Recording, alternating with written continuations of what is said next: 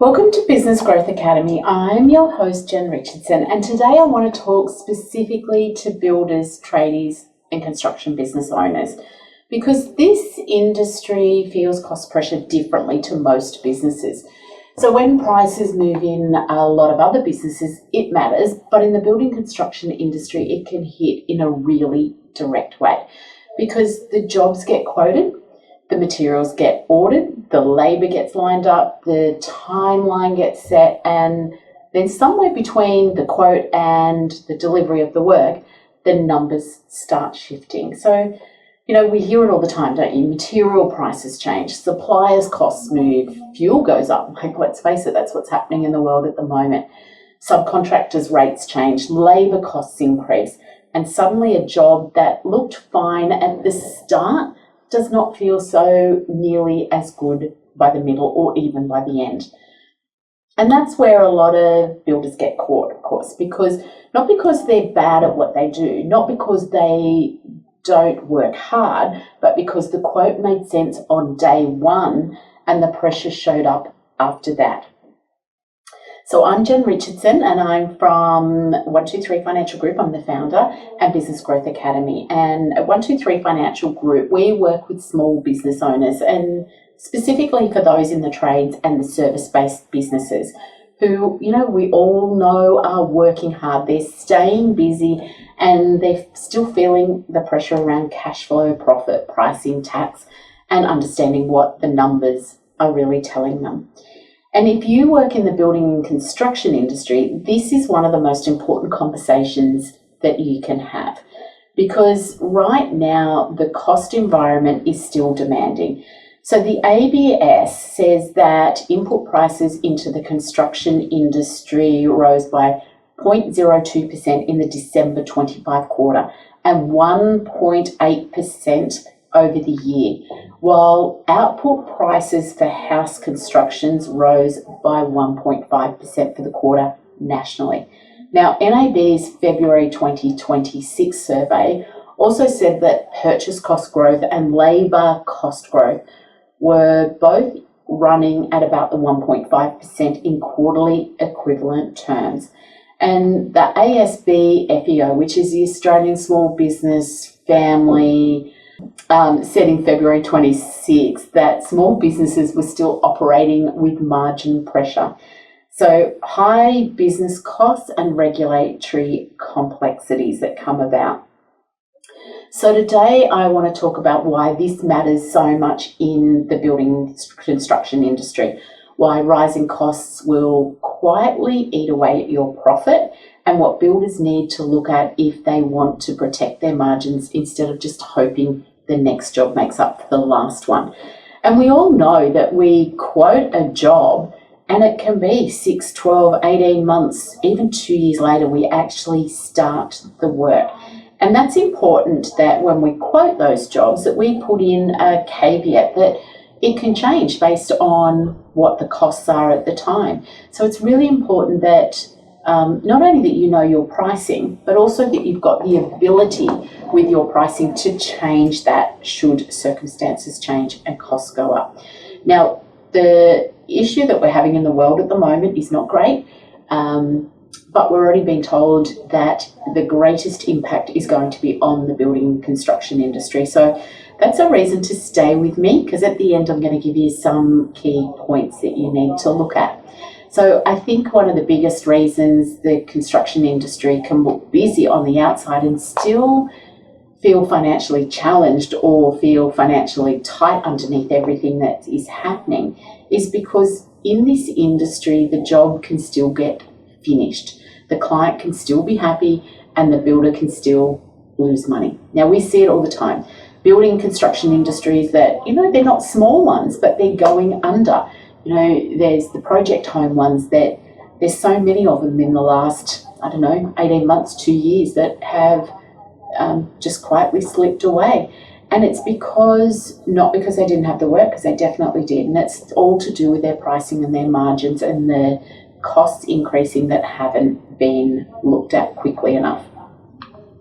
Now, the very first thing that I want to say to you is this. In construction, costs increase do not need to dramatically happen to hurt you. And this is where a trap that a lot of people will do in the construction industry. They go, it's just a small increase. I can carry it. It's a little increase this time. It's a little increase next time, and it keeps sneaking up on you. So those small increased costs have a huge impact in the building construction industry. So people hear that inflation and they think of big spikes, the big headlines, the big blowouts. And of course, that's not always the case. If your pricing isn't keeping up with the costs that are coming through in the industry, then you're always going to have trouble with making money. So what hurts a lot of builders is not always the one massive jump. As I said, it's the little 1 or 2% increases along the way, but it's the accumulation of small increases across your materials, your labour, the freight, the fuel, which has gone up ridiculously, and of course our subcontractors' costs. So all of those people or the services have the ability to change their pricing very quickly. And of course, if your subcontractor comes to you and says, I just, my hourly rate's gone from $120 to $130 now, they can do that in the blink of an eye. But you as the builder that's got a contract with the homeowner or the, whoever you're working for, you can't do that quite so easily. So you need to be very careful. Now, a lot of people would go, it's $10 an hour increase. That's okay, I can handle that. We work 40 hours a week, that's only $400. But if that one goes up $400 and then the other costs go up, it's not long before whatever profit margin you've got in your jobs has been eaten away.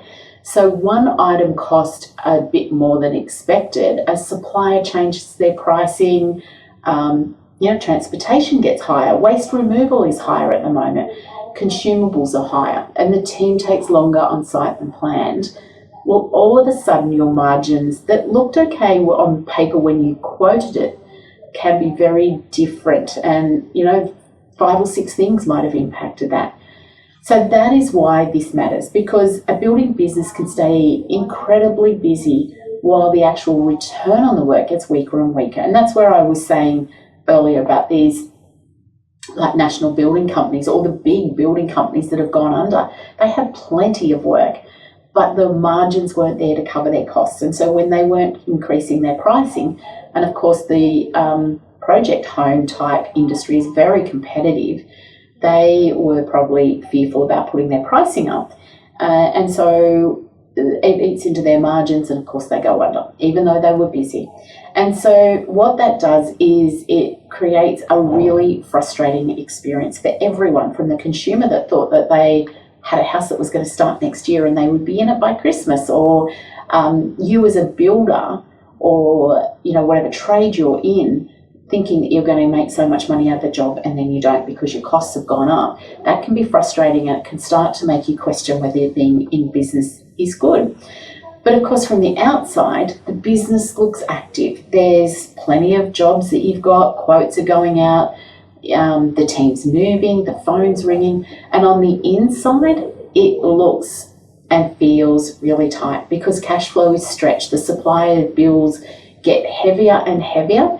Payroll, well, that feels harder and it feels closer. Like a comment we hear all the time is, I just feel like I've just paid them and payday's round again. And there never seems to be enough left over for the amount of risk or the effort and the coordination that a business is carrying. And that's usually where the owner starts telling themselves they just need more work. But more work is not the answer, because if the work is priced too tightly, if not all your costs have moved and the pricing has not, then not every business is worthwhile taking on the jobs that look good at the top. But if they're not leaving you enough at the end, maybe it's not worth doing. And so that's really important, that as in the building construction industry, that you do look at every job. Is it worthwhile me doing? Because if it's not, don't do it. Because while you're trapped in that business, you are not quoting the jobs that will give you the better profit margins, or the jobs that give you a better feeling, or jobs that make you more money.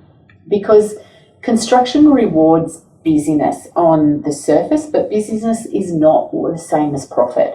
And so when we hear people that saying that, we're flat chat, the next thing they say to us is, but there's no money in the bank account. So ABS, so the Australian Bureau of Statistics, said that the total value of building work done in Australia rose by only 0.04% to $43.9 billion in the December 2025 quarter. So that includes $23.2 billion in new residential work and $17 billion in non-residential building work. So there's still a lot of activity in the market because we know people are building houses. I mean, we see all the land clearing and we see all the things. So there's plenty of houses getting built and there's plenty of people that are doing work on their house because sometimes it's cheaper to stay where you are and do extensions or do renovations. So there's plenty of work still there and the market is still really active, which we know. But activity does not tell you whether the economics of the work is strong enough for the building work that it's doing. And that was part of the ABS survey that they looked at. And so the part that I really want builders to think about is this, because work being available is one thing, but work being worthwhile doing is another thing.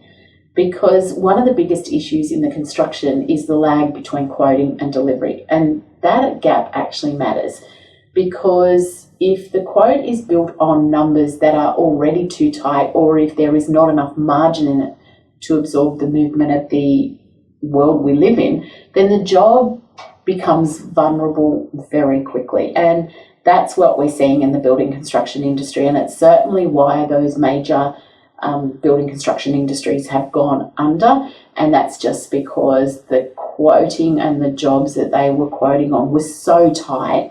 And then, of course, when the materials went up or the builders' wages went up and everything went up, they just didn't have the margins there to cover that. So this is where I see good builders getting caught.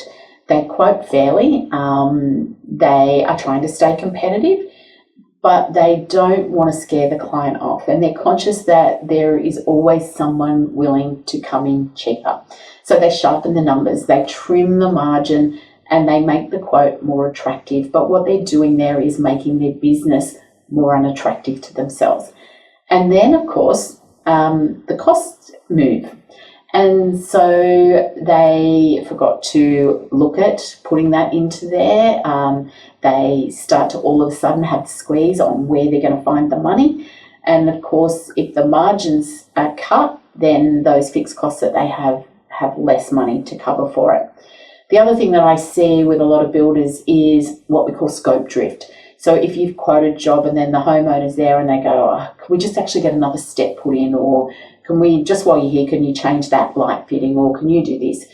You need to be very specific with your consumer that that's an added cost. So you just say, yep, happy to do that. I'll give you a quote if you like to fix that up, because so many people think that you're just there. It's only going to take a couple of minutes. What's it matter?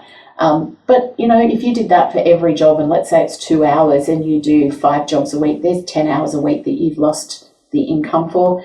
That's 520 hours a year that you do. So it's really important that you keep track of your scope creep. The other thing is the labour when you do it. So, one of the things that we see as business owners is people will sit there and they quote a job, but what actually happens is it takes longer to do that job. And that can be having the wrong level of labour on the job. So if you've got somebody that has to stop and think about things because they haven't done a lot of it, so, having a third-year apprentice on there instead of a trade-qualified person, thinking that you're saving money by having lower wages, but if it's taking longer, it may not necessarily be a saving. The site is more difficult than planned. That's one of the key things that we see, that, when we quote a job, we think that the site's going to be cleared and it's not, or the homeowners aren't going to be there and they are. So you're working around them and things like that. Supplier costs rise, of course, or the job just takes more to coordinate than anyone thought. So these are things that you need to look at and, build a fat bit into your quote.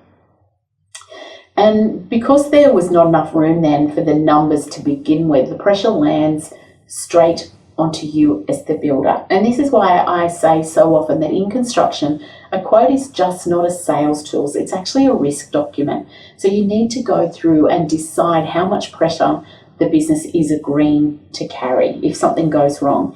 And if there's not enough room in that quote, then the business ends up funding the gap. And you've now invested into your consumer's house or building or whatever it is that you're doing. So the gap gets funded through your stress, through a smaller profit than what you would have liked, or through cash flow pressure. So you're always chasing somebody to pay you so that you can pay your outgoings.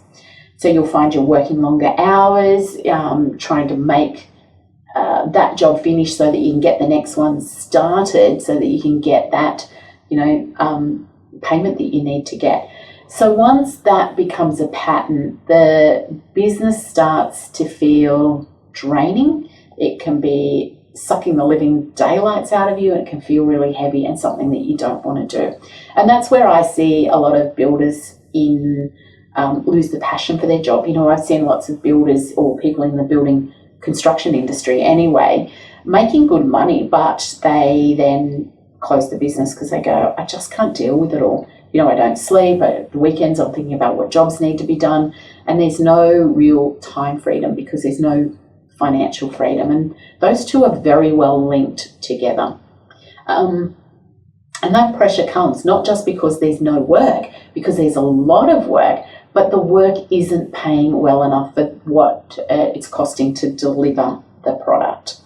And that's where margins matter so much in this building and construction industry. So we talked about margins in podcast 1. So if you haven't listened to that or watched that, go back and listen to that because it's really important.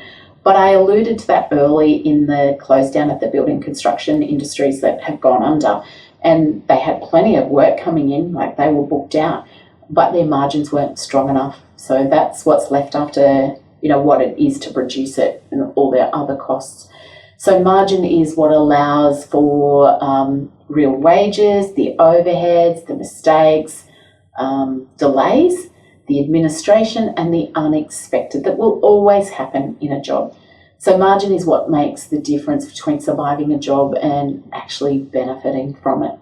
And if builders are not properly reviewing their costs, and then inflation and costs increase, do not just touch the edge of the business. They will go straight to the heart of it, which is your vulnerability, the livelihood, the money that you need, and it just doesn't work. So the other thing I think construction businesses deal with more than a lot of other industries is the pressure of fixed price, thinking in a moving cost environment. And this is a brutal combination if it's not handled carefully. So if you've got a fixed price contract and prices are going up, you can't increase. So it's really important because the client wants certainty. There's no doubt about it. And the market you are in is super competitive, like super, super competitive. But the builder wants to win every job. So then there's the constant pressure to lock in a number that feels clean and it feels like what would be acceptable to the consumer. But if the inputs underneath that number are moving, then certainty can mean a huge risk for the builder, because that means the risk that you're taking on is that you have underpriced a job. And you may not have done that deliberately, but it just happens quietly in the background.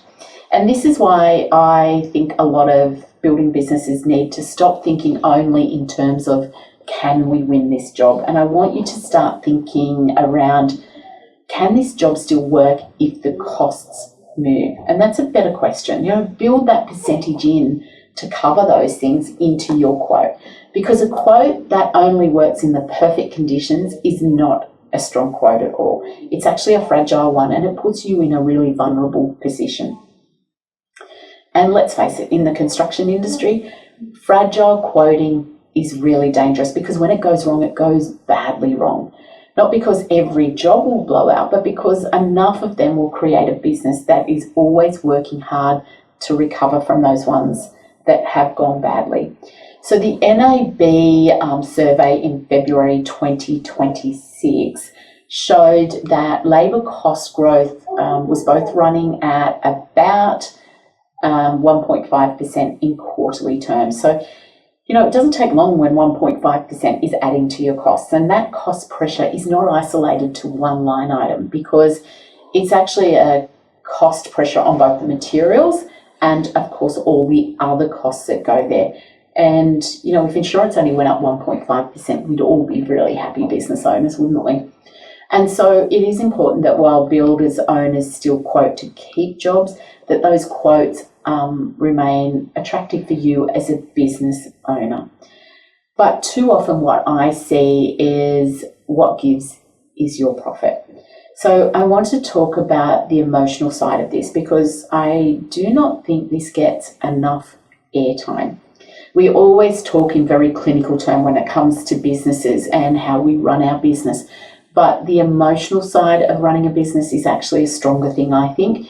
So when a builder starts noticing that jobs are not leaving enough behind, it affects more than just the numbers. It affects your confidence in running your business. It affects your decision making, because you start to question what you're doing. You look at a quote and second guess yourself all the time. And it affects the way that you quote your next job, because you're scared, you want to get more work. Because once someone has been stung a few times, it can go one of two ways. So either they start quoting harder and tighter because they're scared of losing work or losing the quotes, or they start second guessing every number and every decision that they make as a business owner, because they no longer trust what the business is producing. Now, neither of those is a great place to operate a business from, because now the pressure is not just in the job, it's now on you as the business owner. And when the owner is carrying that stress, and they carry it for job after job, the business starts to feel heavier than it should be. And this is why I think builders need better visibility around their numbers. And everybody just looks at their revenue or their turnover and maybe their bank balance, and that's what they're making decisions from. But of course, there's so much more that a business owner should be using for their decision making. We should be looking at our margins, we should be looking at our costs, we should be looking at the increases that we've had across our businesses. And you need to know, what did that actual job produce for me? And what was the real profit margin? What did I miss in my estimate? And what cost moved that I didn't take account for? And I guess the other question is, why does that keep happening to me? Are there leaks in my business? Is there things that I'm not looking at? And start to question why things went wrong in jobs. And so what we often see with businesses is they've got the next job, but they've never even looked at the last one to see if they've made money. The assumption is always there that we'll be better at business next time, or we'll be better at our quoting, or you don't know what ground zero is, so you don't know where you're coming from. So every single job that you do, at the end of that job, you should go through and work out what your actual costs were, and then compare it to the quote to see how you went. Because if you don't, you keep making those mistakes, and the cumulative effect is much more dangerous than the one-off. Because, if you don't look properly, then the lesson never gets pulled out of the previous job, and the stress just keeps going on. But there's always a lesson to learn. And as business owners, we should be looking at every job and, in its isolation, as well as the business as a whole. And you want to do that before you start quoting your next job. Otherwise, as I said, you're just doing the same habit over and over again.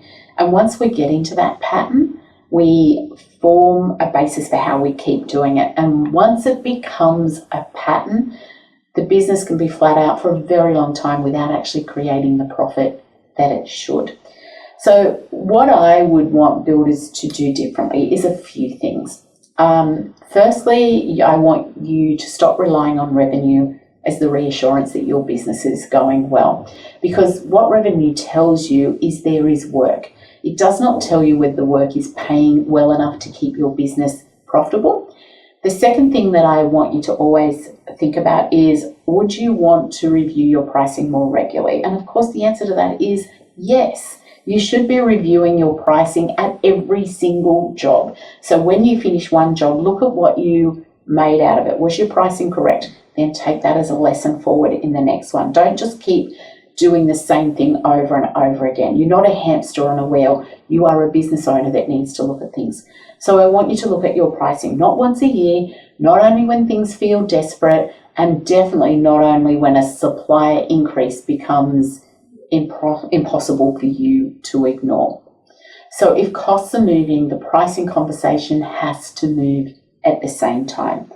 The third thing that I want you to do is I want you to build more room into your quotes. So not a fantasy margin. I don't want you to be greedy. I'm not saying that, but just enough room for a real world job in a real world environment. And that environment is increasing because construction is not delivered in a lab or in an office.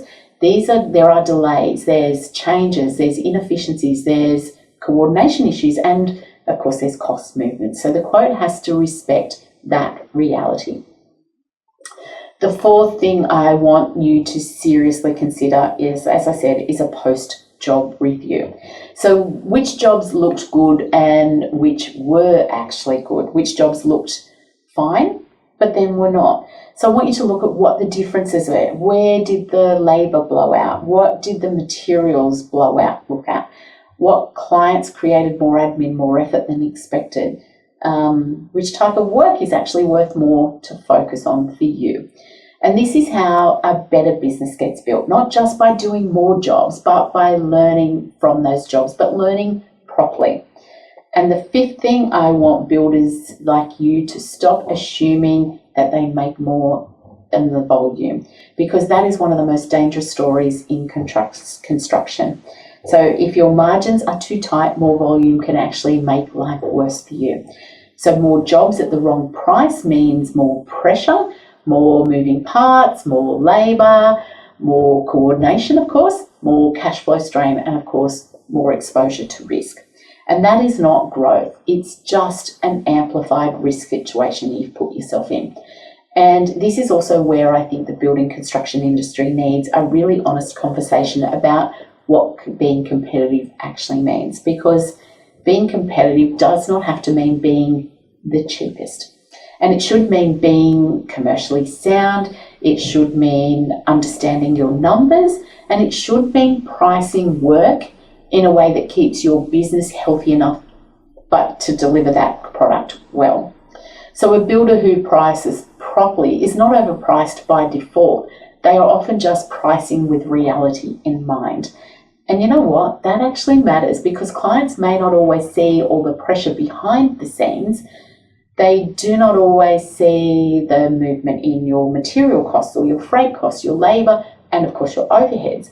They do not always see what happens when margins are too thin, but they do see it if you can't deliver the product to them in a timely manner, in a quality manner, or even finish a job. Now, my neighbours did a construction. They started it 6 years ago.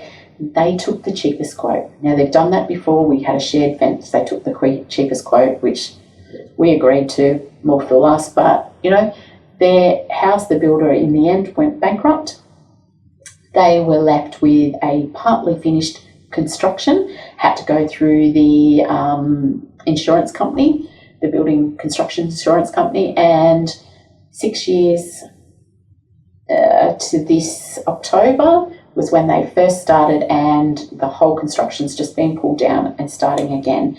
Now, that was the issue, that they took a contract that was the cheapest because they thought that was the best for them. In the end, it hasn't turned out the best for them, because what they're getting paid out for is an insurance through the building construction industry is not covering what it now costs. So they would have been better to take a better priced contract. They're not in the building construction industry, so they didn't really know what they were doing. But it is important to understand that you don't need to be the bottom, because that's a race to the bottom, and nobody wins when you hit the bottom of the pool. But what you need to remember is the builder has to live with what they've quoted. The builder carries the risk. The builder carries the coordination of the job and the job site. and the builder carries the cash flow pressure if the quote was too tight and the cost moves. And that's exactly what happened to my neighbour, which is why the builder went under and my neighbour was left with a half-finished construction. So I think more builders need permission to stop treating low pricing as the only way to stay in the game. It's not. It's a race to the bottom, because a business that wins plenty of work and keeps very little of it is not actually in a strong position. And in the current environment that we're all living and working in, I do not think construction business can afford to ignore this.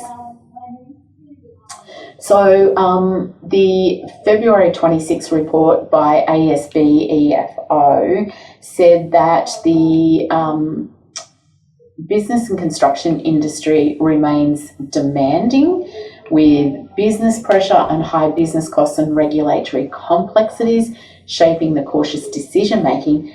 This is going to be an industry that is going to struggle. So the building construction business very closely right now is needing to look at their costs, needing to look at their pricing, needing to look at running better systems for their business, because the ones that price correctly and work everywhere that they should be working will be the builders that survive in the next few years.